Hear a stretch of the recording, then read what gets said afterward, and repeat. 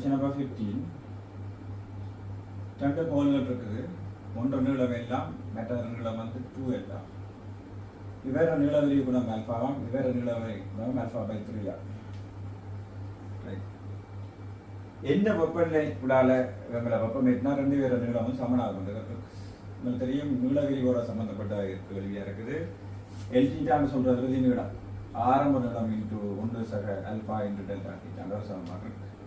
இந்த சமன்பாடை இவர்கள் எழுதணும் என்றால் இவர இறுதி நீளம் எல்டிட்டா, ஆரம்ப நீளம் 1 சக இவர நீளவிரி குணம் ஆல்பா டெல்டா டீட்டா. ரைட், ரெண்டு பேர் இறுதி நீளமும் சமனாக இருந்தால் இதே இறுதி நீளம் தான் இவருக்கு இருக்க போகுது. இப்போ அவர்கள் எழுதின அதே மாதிரி அவர் ஆரம்ப நீளம் 2 எலிமெண்ட் 1 பிளஸ் அவர் நிலவரிக்கும் alpha by 3 into delta theta. என்ன வெப்பநிலைக்குனால் வெப்பம் ஏற்றினால் ரெண்டு பேர் இறுதி நீளமும் சமனாக பண்ணுறதான் கேள்வி.